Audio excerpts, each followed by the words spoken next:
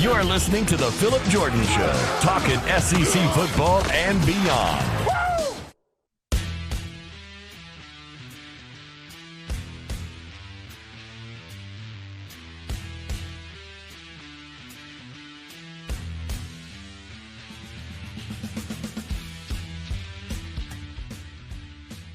What's up, everybody? Welcome into the Tuesday edition of the Phillip Jordan Show. I'm your host, Phillip Jordan, from Last Word on College Football and 96.9 The Legend in Dothan, Alabama, where I'm an in-studio host and producer for Dothan Wolves football.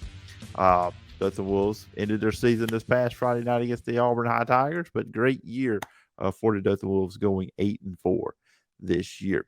Anyways, remember you can follow me on social media at PJordanSEC. The podcast is available on all your favorite podcast platforms, Apple Podcasts, Spotify, wherever you get your podcast. If you're on Apple Podcasts, please follow, rate, and review. Leave a review. I will read it on a future edition of the show. You can also check out the show over on YouTube at my YouTube channel, Phillip Jordan. All you got to look up, hit the subscribe button, hit the bell for all the notifications. And please leave a comment on a video, and I'll read it on a future edition as well. You can always email me at sports.phillipjordan@gmail.com. Now, we have a very packed episode here on the show. As always, on Tuesdays, I am joined by Coach Max Howell. We will break down and discuss some of the big games in the SEC this past weekend, Week 11. We will get into. Now, I know it was not one of the big games, but you couldn't have fooled the crowd that was at this game that wasn't a big game. We will talk about Auburn and Texas A&M, how Carnell, Cadillac, Williams has really changed things at Auburn. We will get into Alabama, Ole Miss. We'll talk about Lane Kiffin and the Auburn rumors, and we'll also discuss the LSU Arkansas game as well. And just remember, my conversation with Coach is over the phone, so that you guys know on that one. Then after that, I just kind of give y'all some interesting thoughts on some college football stuff. Kind of do a preview, I guess you would say, of what I think the playoff ranking should look like, which, will be honest, there's probably not going to be many surprises there. And then also, that's not it. We got more for you here. 2 guests on the show today. Josh Boutwell over at Troy Messenger. We will talk Troy Trojans football here on the show after their 10-9 victory over Army this past weekend. Now, I'll let you guys know on that one too as well. Just a little disclaimer when you get to my conversation with Josh. I don't know what was going on my end. There's a little bit of feedback on there. I don't talk a lot in that conversation. Josh does most of the talking, so you don't hear much of it. But it is there, so please bear with me. Go through the podcast, listen to what Josh has to say about the Troy Trojans. Anyways, that's enough of the preamble. That's enough of the opening here. Let's hop into the conversation. The conversations that you are here to listen to and to watch. Let's jump into SEC Week 11 recap with Coach Max Howell. All right, everybody, joining me as he does every single Tuesday here on the show is Coach Max Howell, Troy Sports Hall of Famer, former Ole Miss and Florida State assistant coach in 25-plus years in sports talk radio. And Coach Howell, we're winding the season down. Week 11 is now here, has passed us. We're going into Week 12. The season is getting closer to an end, but as always, appreciate you coming on and talking all things SEC and college football. Always my pleasure, Phillip. It just seems like it was yesterday we started this. We talked all summer about when is it going to start? When is it going to start? Zip is already gone. Of course, we got a lot to look forward to. We got the playoffs, certainly for the SEC championship game coming up in Atlanta. And then the bowl season will be here with us. And so still plenty to talk about as far as SEC football is concerned. Oh, yeah, absolutely. There's plenty to talk about. And it was quite a interesting weekend going in. Of course, not the bigness that was the previous weekend when you had Georgia, Tennessee, you had Alabama, LSU. But coming out of this weekend of games in Week 11, what were some of your big takeaways? Well, let's start on one not so popular. I was really surprised that Vanderbilt beat Kentucky, to tell you the truth. And I think I have a reason why. I'm pretty sure I pinpointed last year, but Texas A&M lost to Mississippi State and Arkansas. They gave up those 2 weeks to get ready for Alabama, and they beat Alabama. And I really believe Kentucky gave up the Vanderbilt game because they get ready to play Georgia next. So, there's reasons sometimes when you get a total mismatch and the underdog wins. But sometimes you have to look a little bit deeper into the program. But that was a takeaway. Another one I was extremely impressed with was Tennessee is number 2 quarterback. When you had a chance to watch that, he came in the third quarter, I believe. But that first pass was 67 yards in the air. And the kid, you talk about a prototype, 6'3", 220, runs a 4.4. You throw the ball a length of the field. Now, that's an NFL kid playing at the college level. So I was really impressed with that one. Of course, then you come down to the state of Mississippi, where Mississippi State entertained Georgia. And, of course, Ole Miss and Alabama played. And that was 2 of the biggest games, I think, in the SEC. Impressed a little bit with LSU as well. They take Arkansas, not by 3, but they played very physical. Arkansas, they started off, but Phillip, there's certain teams in this league, they'll be at that level because they keep recruiting enough players. They can play well. And Ole Miss fits in that category usually. So does Mississippi State. So does Arkansas.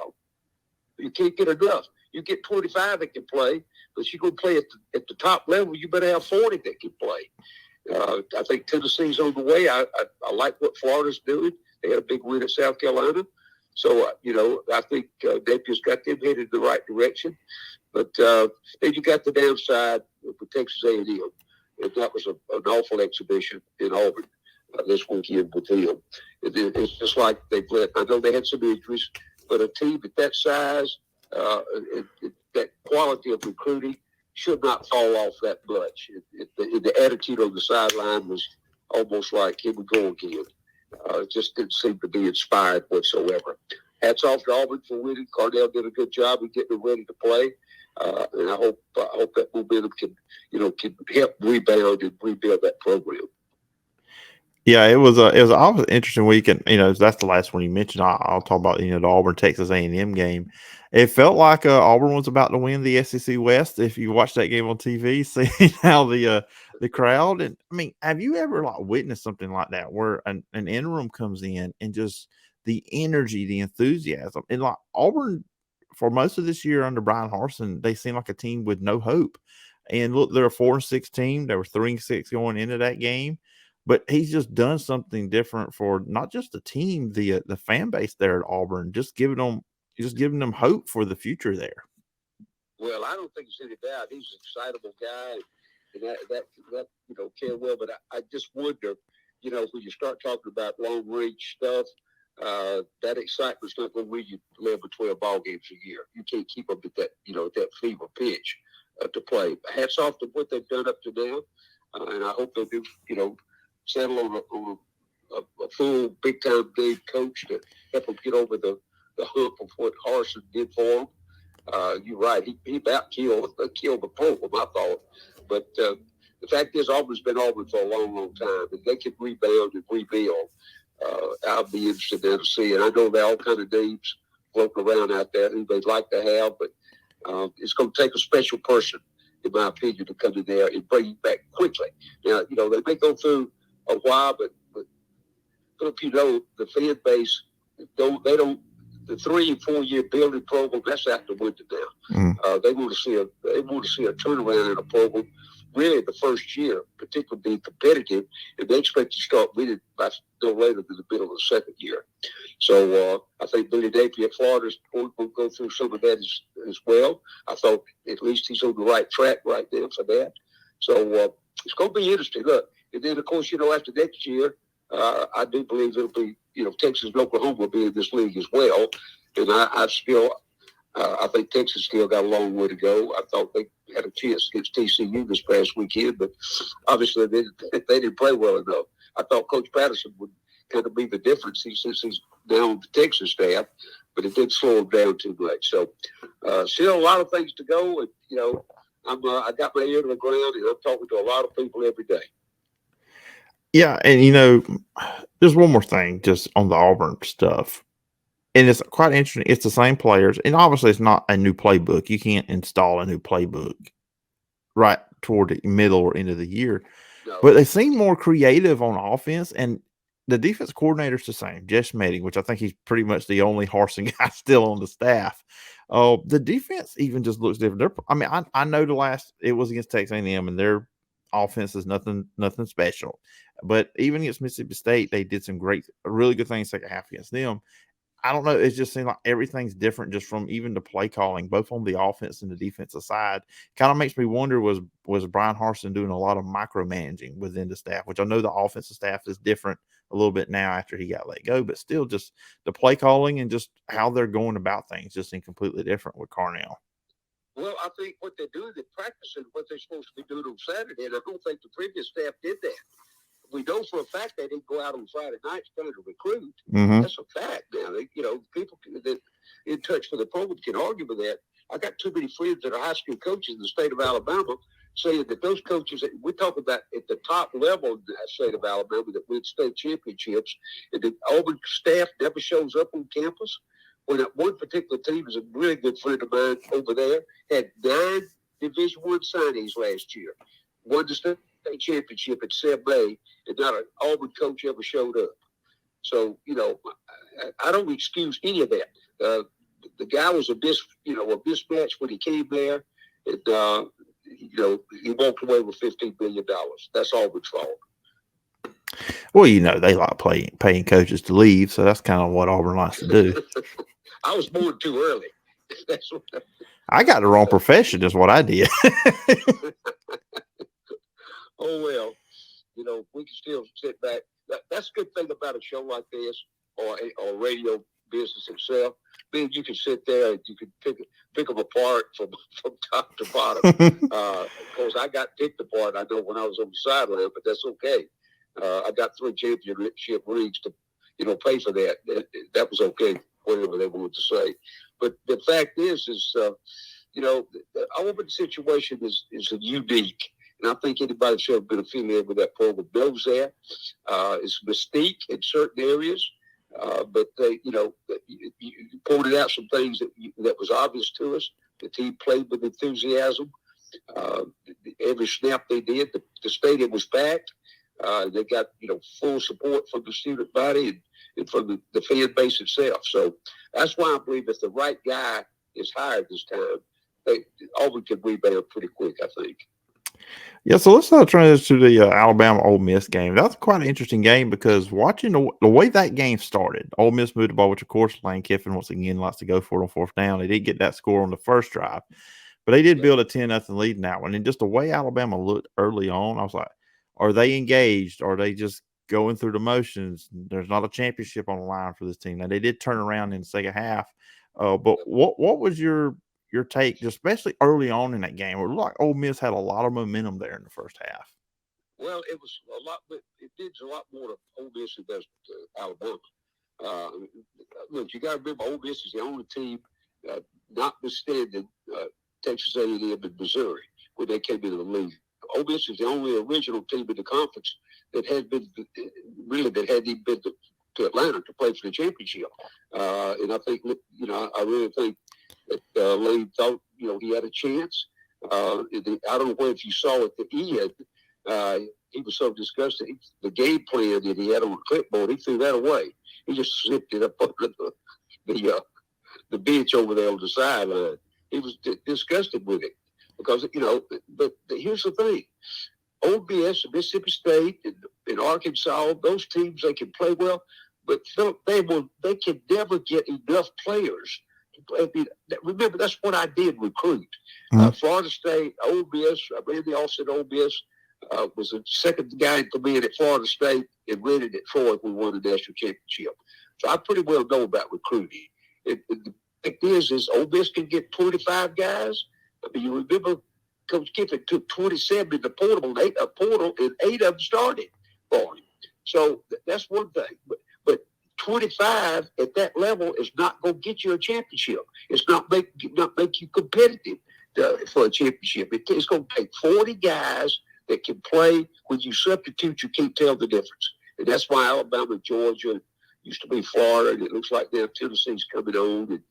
And we thought A&M was going to do it, but they run into a lot of problems over there internally, I think.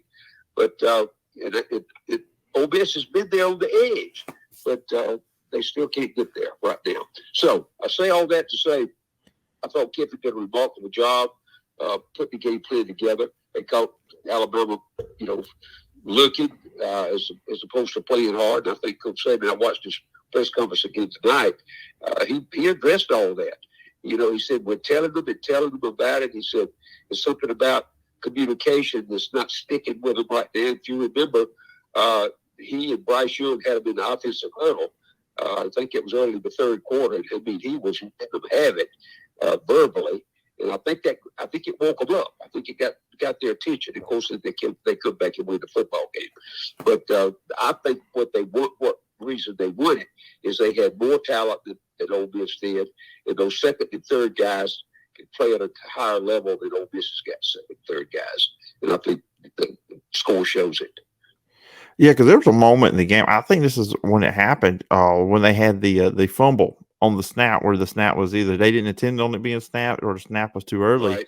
And then you see Bryce Young talking to him over there, and all of a sudden, when Coach Saban walked over there, it looked like it took a whole different tone when he came over. I'm sure Bryce Young was a little bit more calm with him, or a certain tone. And then when Coach Saban walked over there, you could tell that was not a soft tone that he came over there in that huddle to talk to his offensive line, because they were having issues. I mean, and that's been I think that's been a really struggle the last probably 2 years, 2 seasons with Alabama. It's the offensive line play is not kind of being. I'm not saying they're bad at the offensive line, but it's not to the quality that they have been in the past. Yeah, and I agree. I sometimes I think from everything I hear and read and talk to people that have been on that staff before, his system is extremely complicated in comparison to others.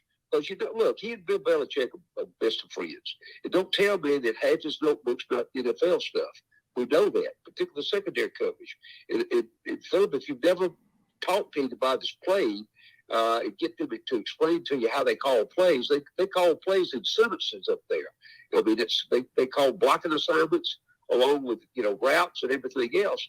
It's a different language, and I think sometimes they don't have enough time, or maybe it's our society right now with millennials coming up that they aren't forced to concentrate and think about what's going to happen to me in the next 2 hours. If I don't pull up what I've worked on for the last 2 weeks. So I think there are lots of reasons. Talent level, I don't think is one of them. I do think that they are a little bit off in comparison to what we've seen at the wide receiver spot. And again, I'm a little disappointed that the second quarterback hadn't played very much. Dick Saban never has done that. He uses that NFL concept. If you're number one, you're going to play unless the game gets completely out of hand. So I think we see probably the worst of Alabama. I think a lot of people hope so.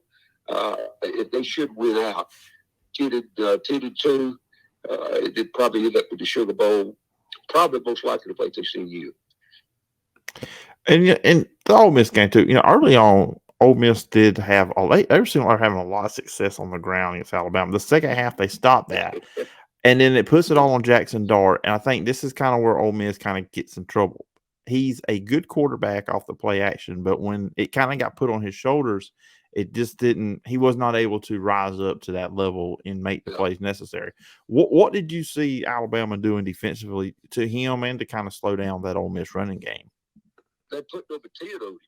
They put a spy on him. Is what they did. And that's why why Alabama didn't do that at Tennessee. I don't know, but they didn't defensively. So that was a very reason. Number 10. I don't know how many tackles he had, 6 or 8 though. And primarily it was on it was either off a blitz or it was on a play action with the quarterback at Ole Miss tried to get to the corner. And so he's not a running quarterback, first of all. And you said he's average. What he is, they need, a big-time quarterback. And you talk about their running game, Coach Saban addressed number 4 publicly. Said that they recruited, they went to see the kid and they didn't think he could play at Alabama. And he said in the second sentence, we wish we had him now. Because he's second or third in the nation in yards per carry right now. Came out of Pike Road, Alabama, just out of Montgomery, between Montgomery and Troy. And, Auburn or Alabama, neither one offered him. Lane Kiffin sat over in the cold and the rain one night And after the game, we went down there and offered him, and he went to Ole Miss. So, but see, that's the nature of recruiting. You don't ever know. It's some of that stuff is rolling the dice because the kid's an unusual athlete, not a big guy, but if you watch him run, the guy's got unique skills and the way he takes a blocker on, the way he falls. Odds are he may never get hurt because of that. But you got to pay attention to the way he does it. You never see him twist. So with the opportunity to run a D, he's technically sound. And I think that's an inherent thing. I don't think he was ever taught that. I think he just has that sense about him. But I think Alabama tightened the defensive front up a little bit. They started using gaps, and it gave Ole Miss a little problem there because Alabama's linemen were bigger and stronger than Ole Miss's offensive front. I think that was one of the keys. And then they put a spy on the quarterback. And then talk about quarterback on the other side. Bryce Young, another tremendous performance, 21-33, 209 yards, 3 touchdowns, 0 interceptions. Really didn't have much of a run game. And as we talked about the offensive line, when you watch him play, and he's got to give a defense coordinator fits because one, if he has time, he can pick you apart. But then he can extend plays and make a play down the field just throwing the ball, just the way Bryce Young does. A play's never dead with him. It's got to be frustrating if you're a defense coordinator. But when you see Bryce Young play this year, have you seen an improvement from last year, to this year? I mean, what's been your takeaway from Bryce Young watching him play this year? The thing is, I think he's still hurt. If you notice, the longest ball he's thrown is about 15, 18 yards. He didn't throw the 50-yarder at all. And even attempted one. The game before that, he threw 4 in the dirt, which was short armed. I think he's still hurt. I really do. I don't think his arm is completely healed. And that's his secret. But he's got great foot movement. He has great presence on the field. He rarely ever takes a direct hit. And they took one a couple of weeks ago, if we remember, that they thought was going to be called targeted, and it wasn't called. I think officials certainly missed that, in my opinion. But I just think he's more mature. He's been there before. He understands. He knows when the blitz are coming. He studies the game film. If Ole Miss, if Alabama's missing anything to support him is a couple of great wide receivers. It's got great speed. I'm not talking about 4.5 speed. We're talking about 4.3 speed that can outrun the defensive backs. They don't have that right now.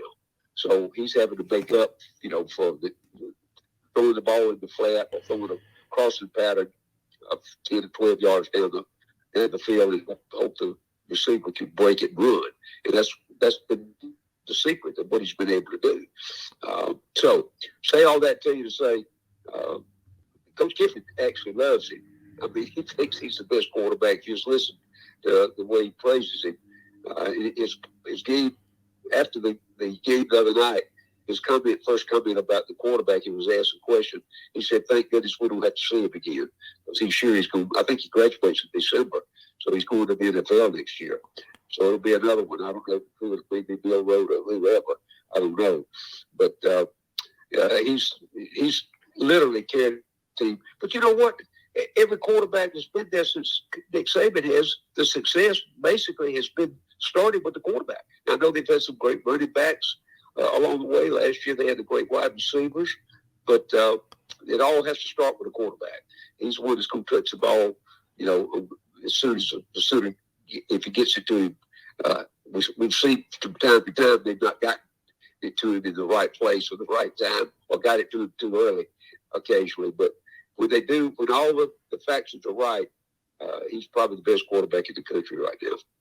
Yeah, I agree with you. I mean, he's one of them quarterbacks. Sometimes I hang out with friends, or I've done NFL guests on you talking about which quarterback would you want to win the Super Bowl or the game on the line. I tell you, college football right now, if the game is on the line, I've got one drive, I need to win the game. I'm picking Bryce Young because I believe he's going to find a way to get you down the field, put you in position to win. Yep. Well, the only thing that bothers me about it is this physical structure. I mean, we saw Tua. How many games has he missed for Miami this year? Because he's built the same way.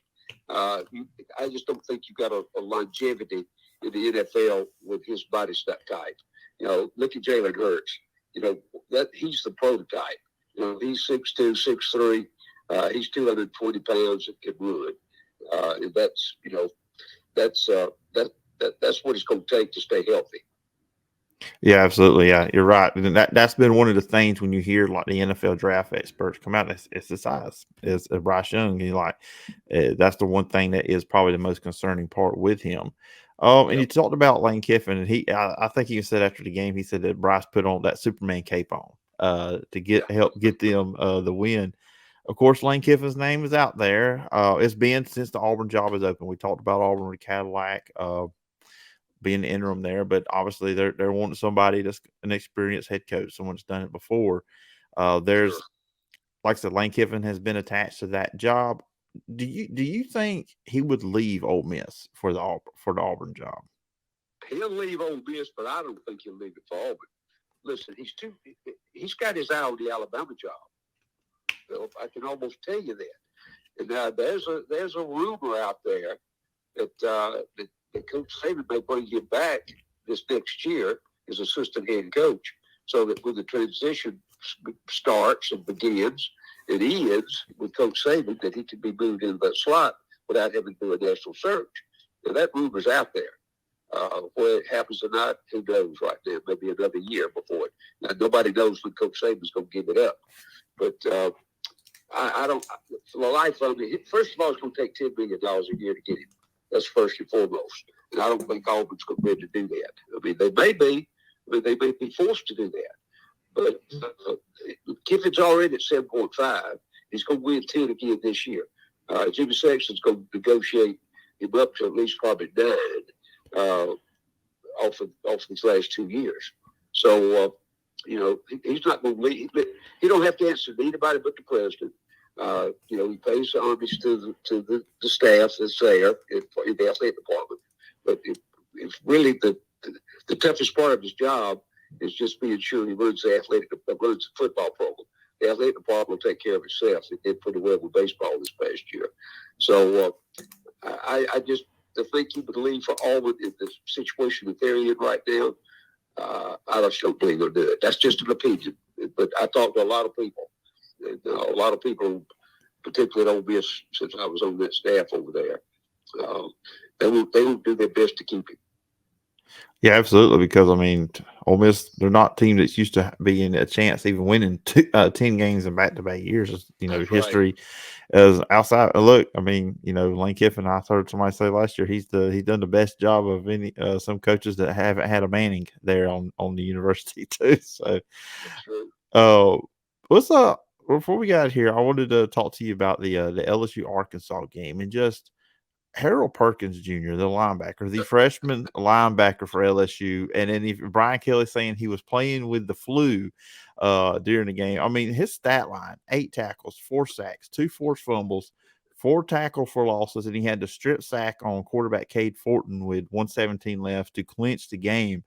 I mean, just as a freshman coach, I mean, when you watch him play, I mean, what sticks out to you, and for you, how impressed are you by him?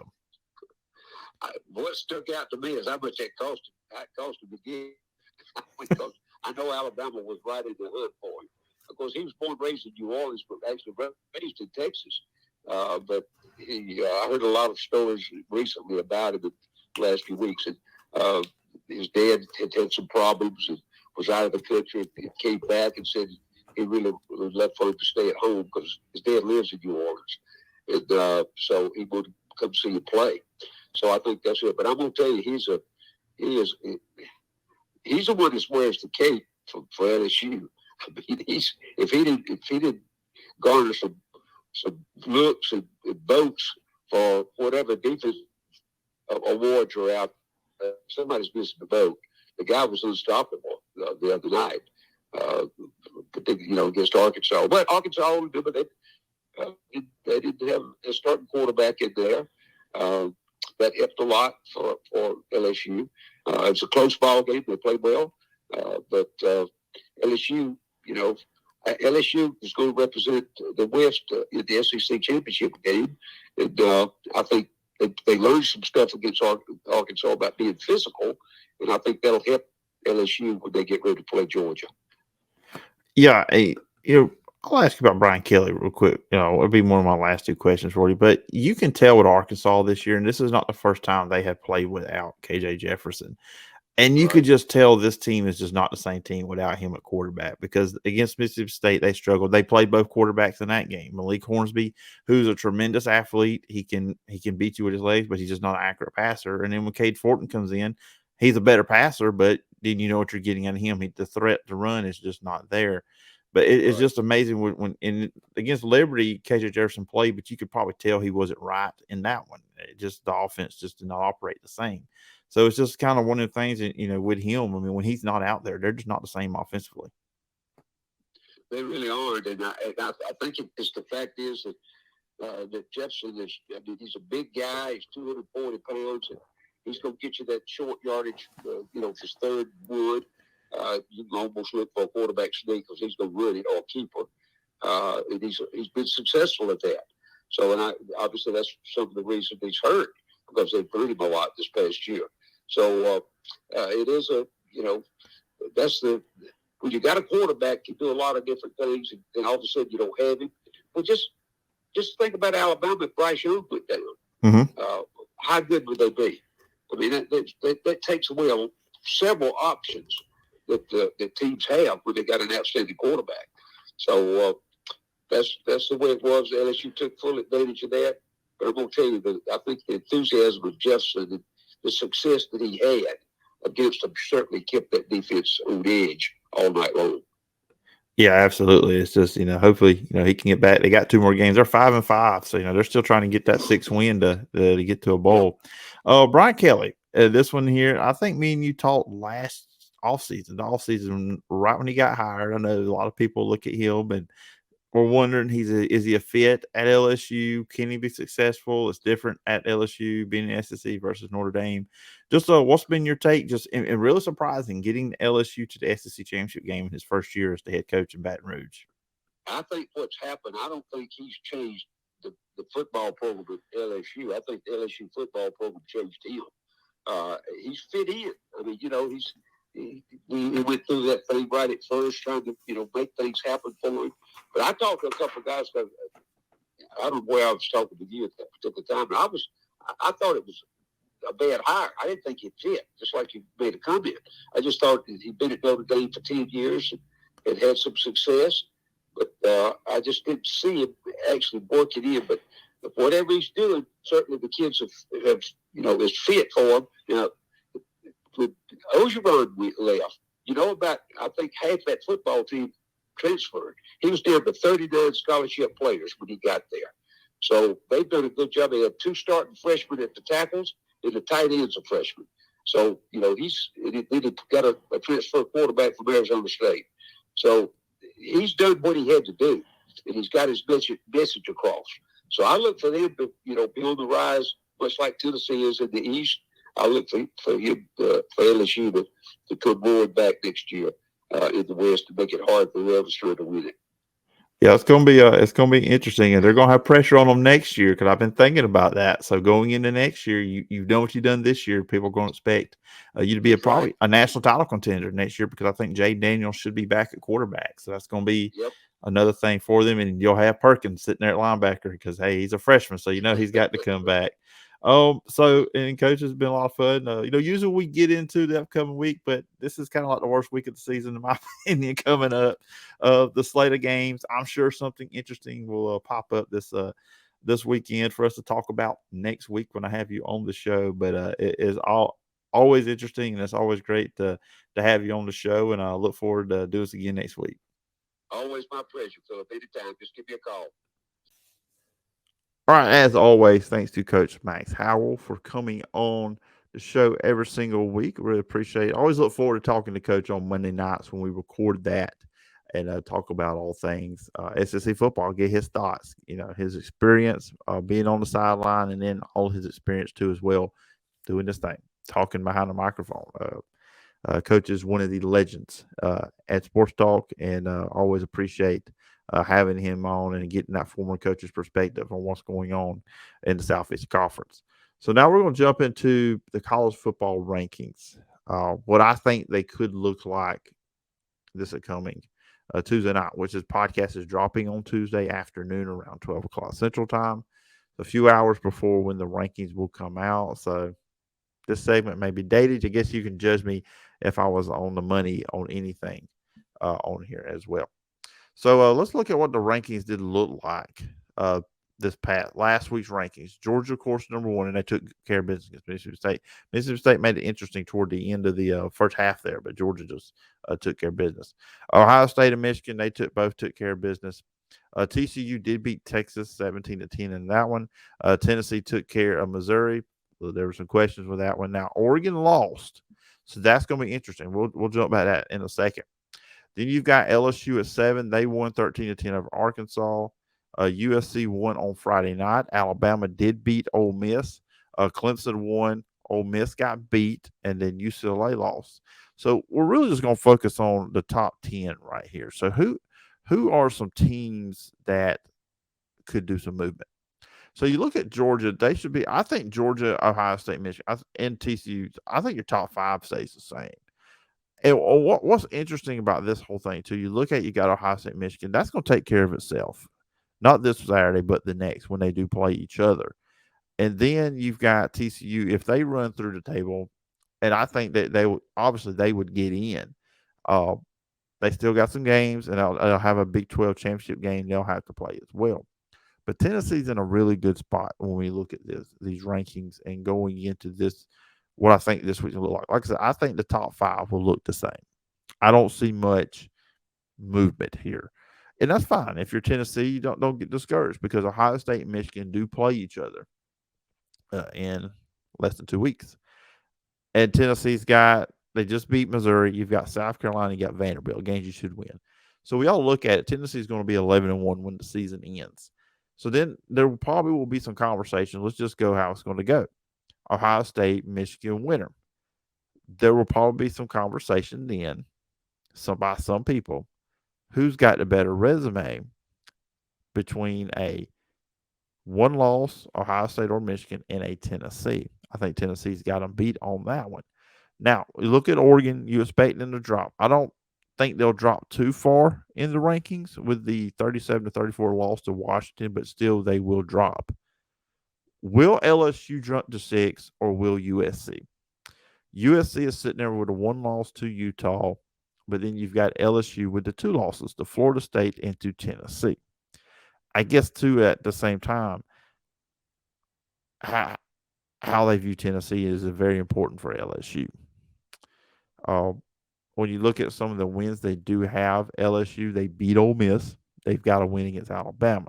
Now, USC, they do have the upcoming game against UCLA, which UCLA losing now took a lot out of that game coming up. If UCLA takes care of business this past week, then we're looking at a different situation there in that one. And in Alabama, how far will they jump up after beating Ole Miss? Because let's look again. The top 5 should stay the same. Georgia, Ohio State, Michigan, TCU, Tennessee. Oregon's dropping. LSU or USC should jump over Oregon. I think Alabama will too. So now, does Oregon, should they be in front or behind Clemson? I think Oregon should still be ahead of Clemson. I would put Oregon at number 9 if I was on the committee. And like I said, I would put LSU over USC. I would keep that where it's at just because I think they've played better of late. I think they have better wins than what USC has. Now, USC's got some opportunities in front of them with the UCLA game and a potential Pac-12 championship game. I will be interested to see how far Ole Miss drops and how far UCLA drops as well. And are there any teams that were kind of looking at the top 10 last week that could jump in there and maybe stake that claim in that 11-12 spot, or can they even jump over Clemson? Because when you got past last week, okay, in the rankings last week, let's see, pull this up real quick.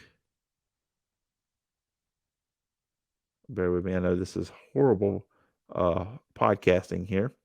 All right. So as you're seeing, if you're watching on YouTube, you see the top 12 from last week. We just talked about what happened with those teams. So Utah, they're at 13. You got Penn State at 14. North Carolina, they beat Wake Forest, and now they're going to be playing in the ACC championship game. Now, last week in the playoff ranking, they were 15. Will they go up? Ole Miss and UCLA lost. So, will those two teams, particularly Ole Miss, because they lost a tight game to Alabama, will they get respect from that? I want to see, will they move North Carolina closer to the top 10? And I said this on Twitter on Monday, and I'll say it here. I think North Carolina's beating Clemson in the ACC championship game. That's the team to look out for. Drake May is awesome at quarterback. He is tremendous. Oh, it's not get talked about a lot. I think probably because it's the whole North Carolina. They lost a game to Notre Dame, but I'm telling you that guy. I mean, he's a redshirt freshman, so he's still got one more year of him in college. I will see. Does North Carolina make movement? That's going to be a really big and interesting thing when we look at this. So that's just my thoughts on that. Some stuff me and Coach didn't get to, mainly the Kentucky Vanderbilt thing. I had wrote some stuff down. Kentucky's looking at a 6-6 season because you're playing Georgia this Saturday. I'll give my pick. You probably know where we're going to go with that one. But not a lot of people is going to have Kentucky winning that one. And that's true. So they're probably looking at 6-5. And the Louisville game could be a toss-up.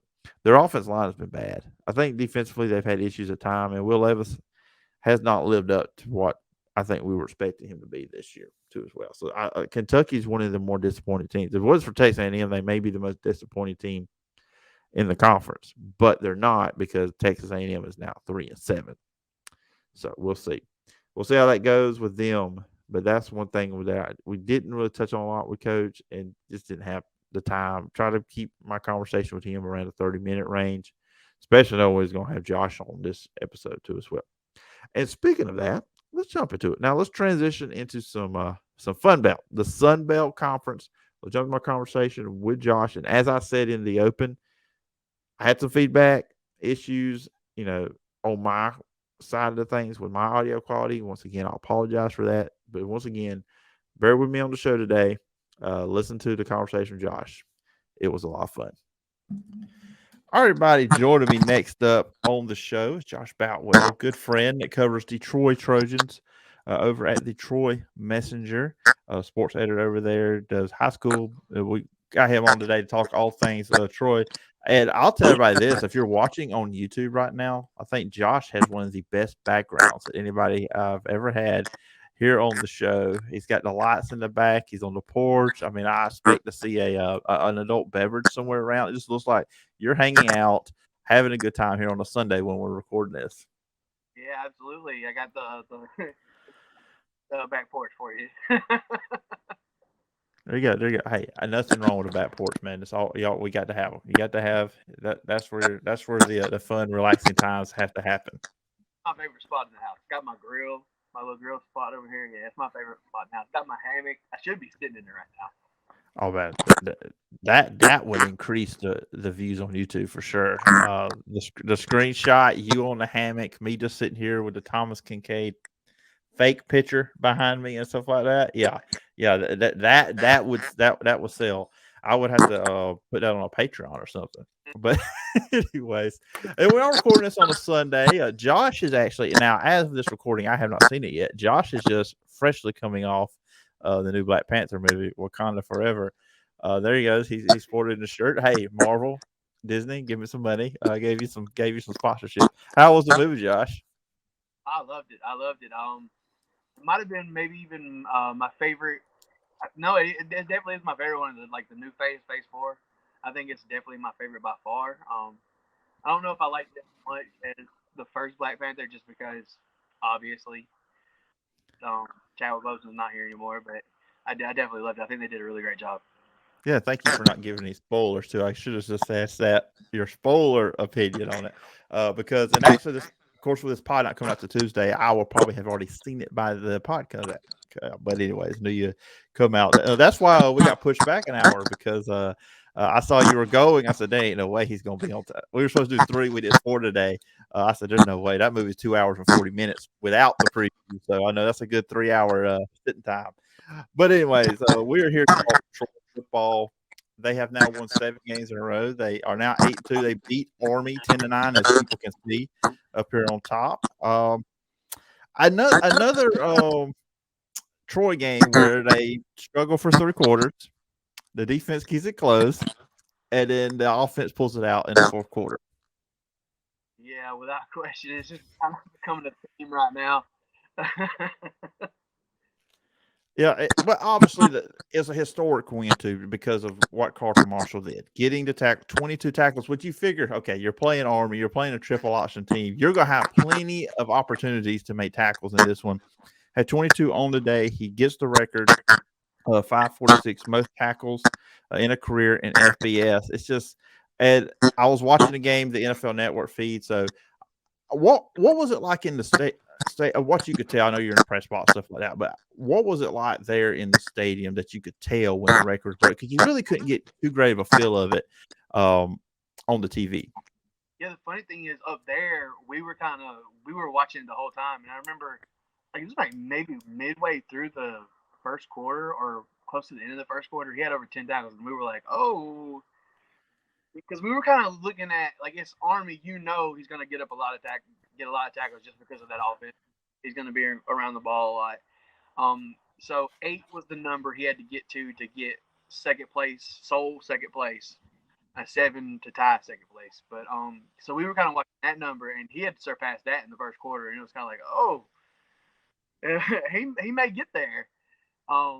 But I don't think the PA. I never heard them over the PA like mentioning he's getting close to it, and it was after he got that 21st tackle. I think that they actually announced it on the PA, and of course, who was left in the stadium at that point went crazy, and all his teammates surrounded him, which was really cool. So a bunch of the offensive guys came over too, so that was really cool to see that happen. But it was definitely a special moment. One of my favorite players I've ever covered for sure, and no one deserves it more than him for sure. Watching him this year, and you've covering Troy in the past. What makes him so special, in your opinion? We're talking on the field, his instincts, without question, would be the big thing. But just his leadership, just the way he carries himself, really about him, not just on the field but off the field, makes him, to me. And I said this the other day. I think he's the type of college football player that you want lead, not just leading your team, but you want him to be the face of your team, because you want kids to look up to him, because he's the type of man that I would want my child to be. And it did look like on the play he got hurt a little bit too. He went to the sideline, so I was kind of like, oh man, he breaks the record, but he's over there.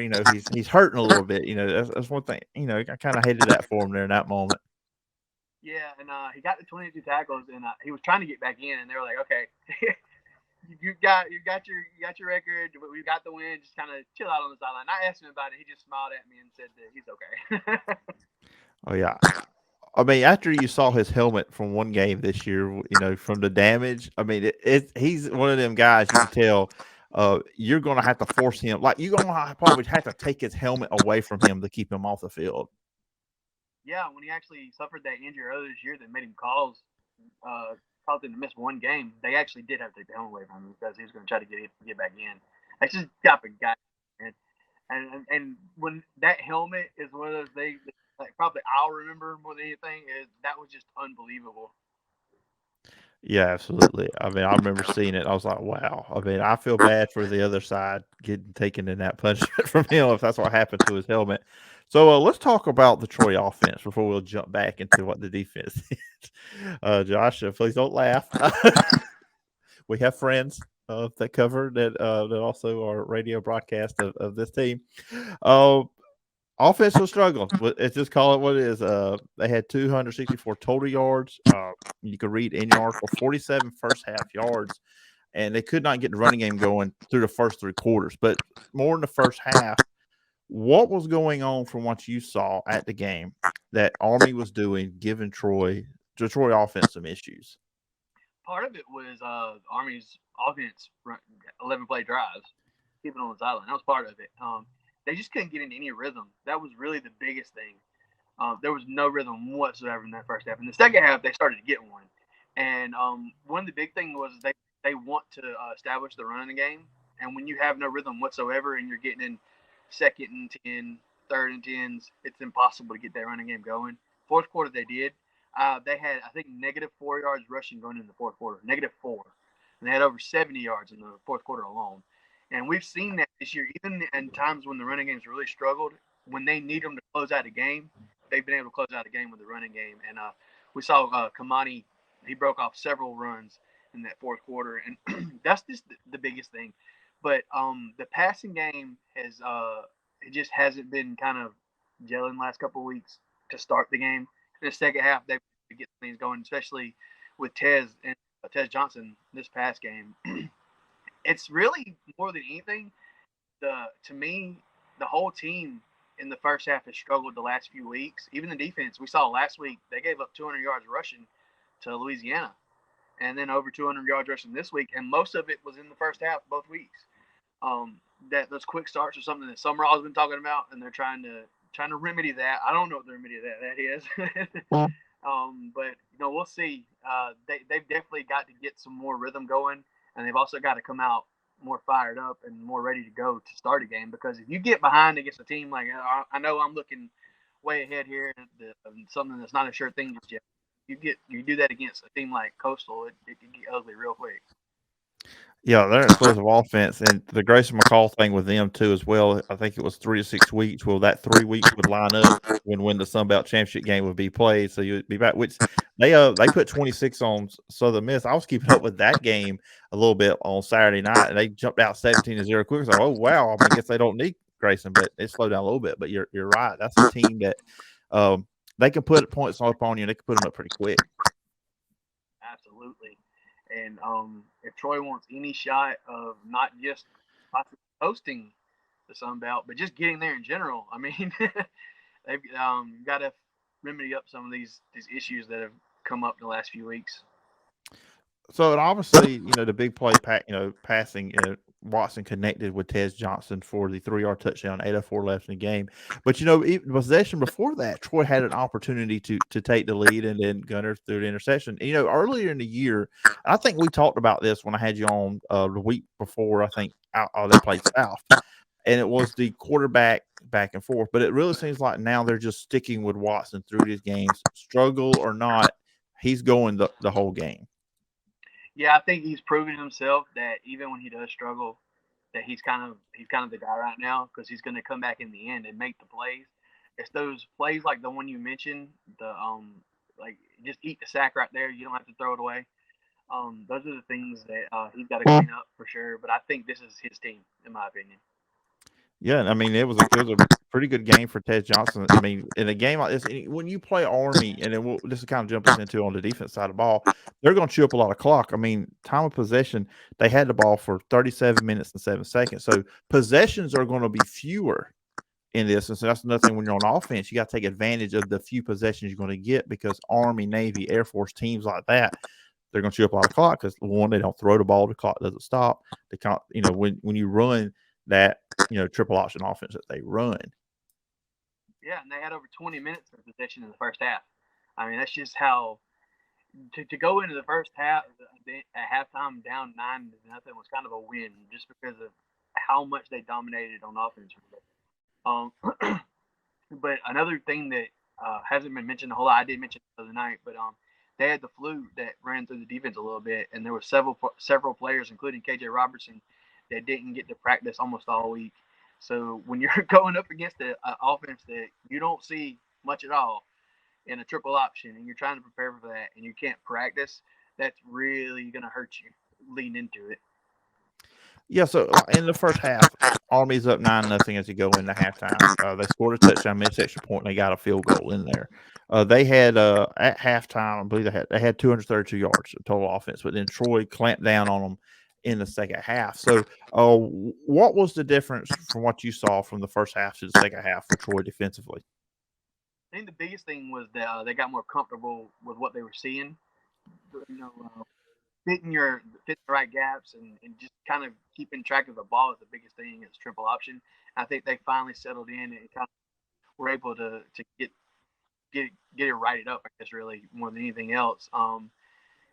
Sure tackles was another thing. That was one thing. Some missed tackles and several missed tackles in the first half, and did it in the second half. Yeah, and obviously when you play these teams, it's assignment football. And then now I will say Army did do a good job. They got within field goal range. Kicker missed it.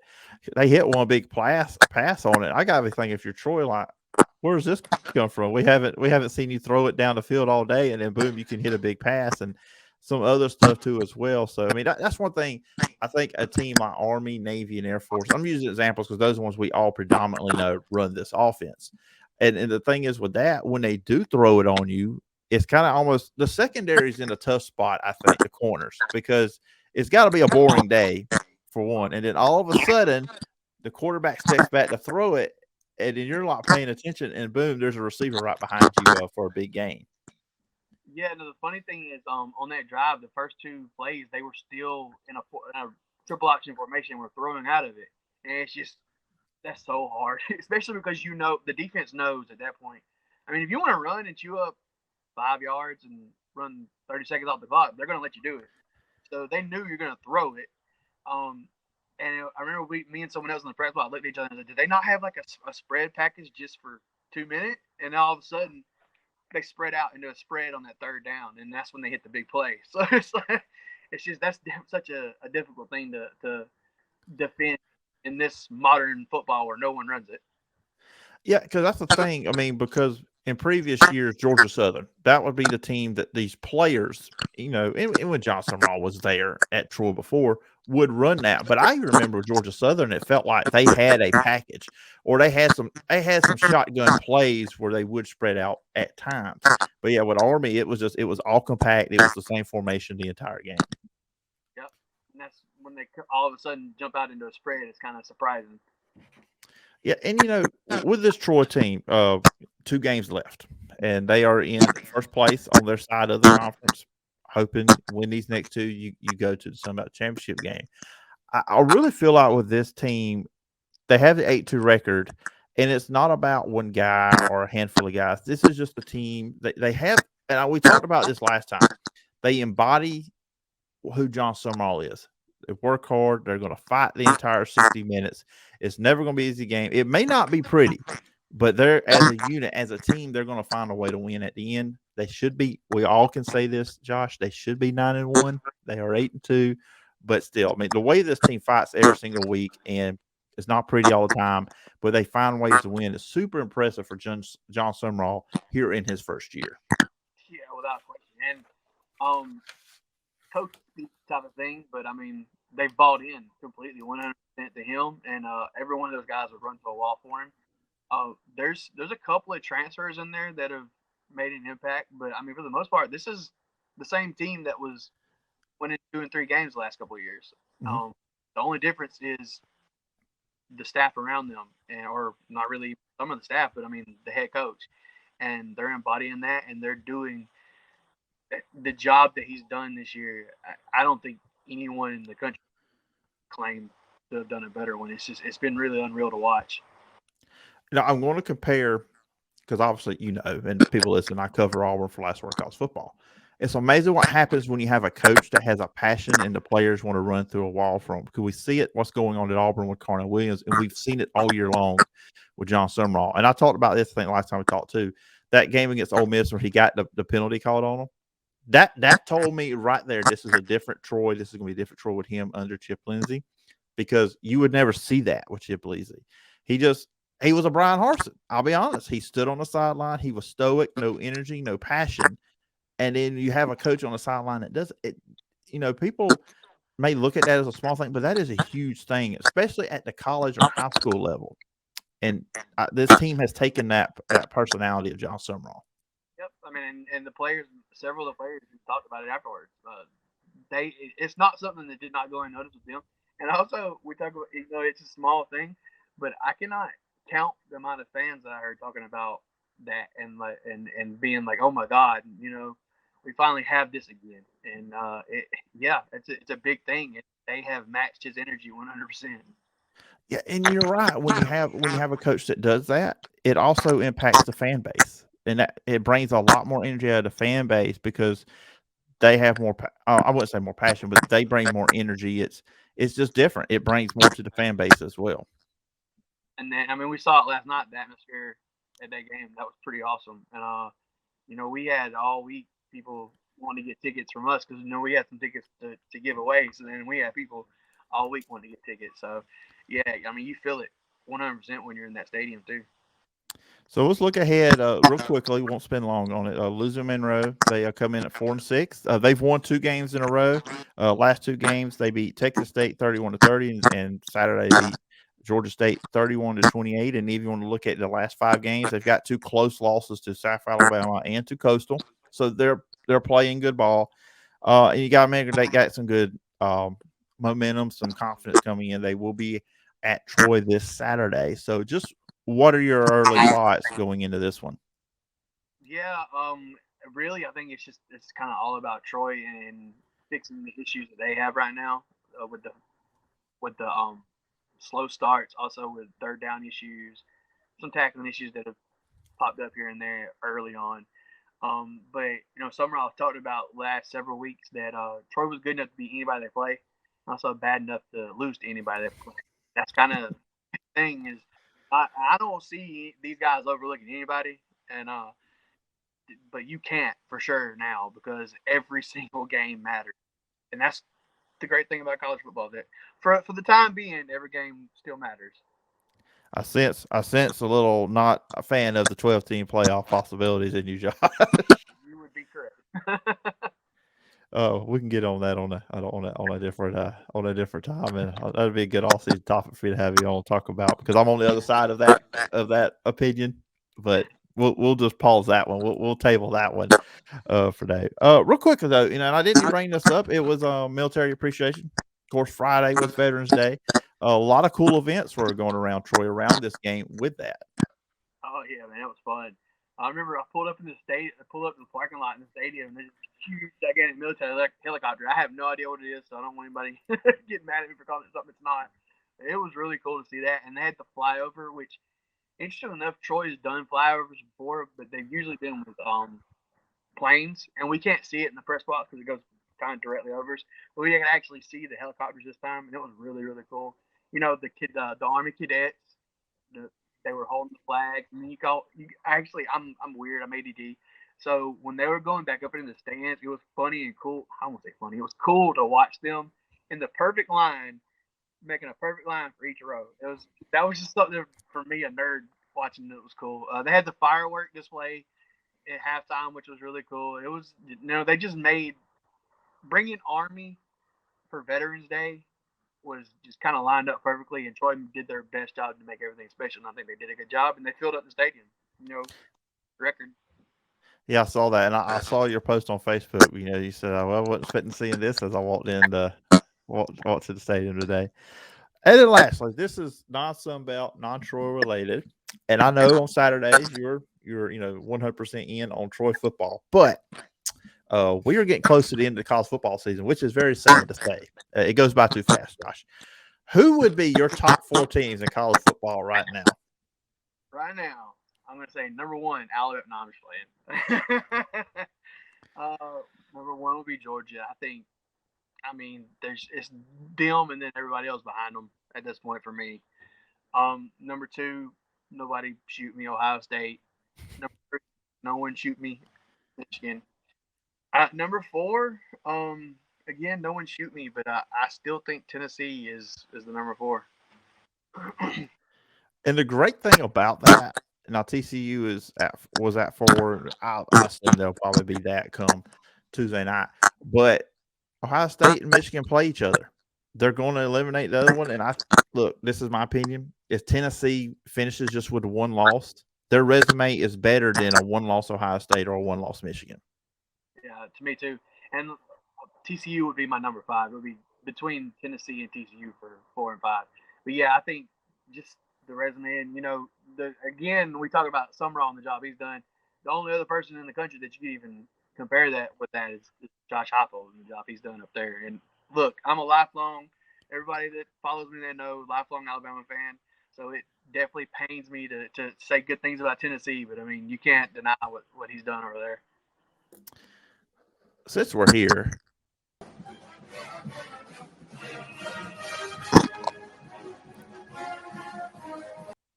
hopefully I won't get a copyright strike on that on YouTube. But anyway. But anyways, Josh, it's been fun having you on the show. As always, talk all things Troy, college football, just whatever we find deemed appropriate to talk about. But if the listeners and viewers want to catch you online, where can they find you and all the work you're doing? TroyMessenger.com. Our Twitter page is @TroyMessenger. We're also on Facebook, the Troy Messenger. There's several fake profiles that have crept up, so stay away from those. And you can find me at Josh B. Messenger on Twitter. All right, Josh. Sounds good. Appreciate the time, and I look forward to talking again sometime down the road. All right, everybody, and that is going to do it for today's show. Thanks again to Coach Max Howell for coming on every single Tuesday, and also Josh Boutwell for coming on to talk all things Troy football. We'll be back on Thursday. Me and Matt Lowe will be breaking down this upcoming weekend's games, which is not the best slate of games, so we'll see where we go with that. We may talk about some non-SEC and Southeast related games there as well because, just look. This is your non-conference slate for this weekend in the SEC. Austin Peay at Alabama, Eastern Tennessee State at Mississippi State, UMass at Texas A&M, West Kentucky at Auburn. Okay, that was not completely horrible, but it's you know what it is. New Mexico State at Missouri, and then UAB, which we love UAB, but they will be at LSU. So that's kind of your non-conference slate. A lot of not so great games there. The conference slate is Florida at Vanderbilt, Georgia at Kentucky, Tennessee at South Carolina, Ole Miss at Arkansas. I only think one of those games is going to be close. Just a little teaser for Thursday.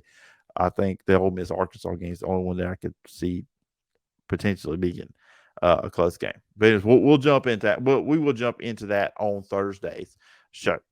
And I also remember, guys, like I said at the top, you can follow me on social media at PJordanSEC. The podcast is available on all your favorite podcast platforms, Apple Podcasts, Spotify, wherever you get your podcasts. If you're on Apple Podcasts, please follow, rate, and review. Really means a lot if you do that. If you leave a review, I will read it on a future edition of the show. If you leave a review, it just helps the show out, gets more people to notice what we're doing here, and just appreciate you do that. And also go over on YouTube. My goal, I want 50 subscribers by the end of the year. We are at 39. Look, just started doing the YouTube stuff, still trying to grow that thing. Obviously trying to get more notice there as well. So please tell people about it. Share the YouTube link, but please hit the subscribe button. Just need 11 more. That's it. Just need 11 more subscribers by the end of the year, and then be happy. I would love more, but that's kind of just like we're going with small goals here. We'll just kind of do a little bit at a time as we try to grow things here on the Phillip Jordan Show. And also on that YouTube channel, hit the bell for notifications as well, and also leave a comment. I'll read those on future editions.